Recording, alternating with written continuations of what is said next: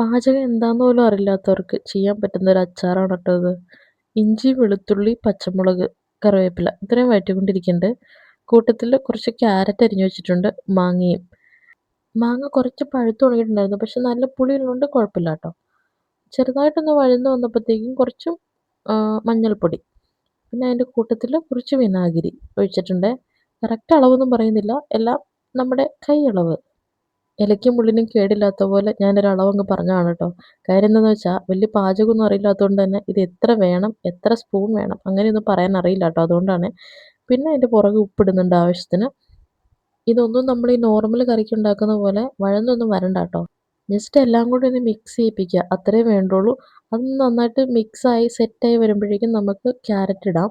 Carrot first ഇടുക. ക്യാരറ്റിന് കുറച്ചും കൂടി ഒരു വേവ് ഉണ്ടല്ലോ. പക്ഷെ ശരിക്കും വേവൊന്നും വേണ്ട കേട്ടോ. ഒന്ന് വാടി വന്നാൽ മതി. ഒന്ന് തളർന്ന് വരും ക്യാരറ്റ്. തളർന്ന് വരുന്ന അവസരത്തിൽ നമുക്ക് മാങ്ങയിടാം. അപ്പോൾ എല്ലാം ഇട്ട് കഴിഞ്ഞു. ഇനി വൃത്തിയായിട്ട് അങ്ങോട്ട് ഇളക്കി സെറ്റ് ചെയ്യുക. എനിക്ക് തോന്നുന്നത് ബീറ്റ്റൂട്ടൊക്കെ വെച്ച് ഇടുന്നുണ്ടെന്ന്. നമ്മുടെ കയ്യിൽ അപ്പോൾ ക്യാരറ്റും മാങ്ങയാണ് ഉണ്ടായിരുന്നത്. അപ്പോൾ അതുകൊണ്ട് നമ്മൾ അതും കൊണ്ടങ്ങ് സെറ്റാക്കി. നന്നായിട്ട് മിക്സ് ചെയ്തിട്ടുണ്ട്. ഇത്രേ ചെയ്യാനുള്ളൂ കേട്ടോ. ഇനിയിപ്പോൾ തീ ഓഫ് ചെയ്ത് വെച്ചേക്കുക. തണുക്കുമ്പോൾ ഭരണിയിലാക്കുക. മാങ്ങ കുറച്ച് പഴുത്തുന്നോർത്ത് കുഴപ്പമൊന്നുമില്ല കേട്ടോ. മധുരമുള്ളതും ടേസ്റ്റാണ്. ഞങ്ങൾ മധുരത്തിന് വേണ്ടിയിട്ട് കുറച്ച് പഞ്ചസാരയും കൂടി ആഡ് ചെയ്തിട്ടുണ്ട്. ഞാനും അശ്വതിയും കൂടിയാണ് കുക്ക് ചെയ്യണത്. അശ്വതി എൻ്റെ സിസ്റ്റർ ഇൻ ലോ ആണ്. അവൾ മെയിൻ കുക്കിംഗ് ഏറ്റെടുത്തിട്ടുണ്ട്. ഞാൻ ക്യാമറയുമായിട്ട് പുറകിൽ. അങ്ങനെ എല്ലാം കഴിഞ്ഞു. ദേ അച്ചാർ നമ്മുടെ ഭരണിയിലാക്കി വെച്ചിട്ടുണ്ട്. നല്ല ടേസ്റ്റ് ഉണ്ടായിരുന്നു കേട്ടോ. നമ്മൾ പ്രതീക്ഷിച്ചതിലും നന്നായിട്ട് വന്നിട്ടുണ്ട്.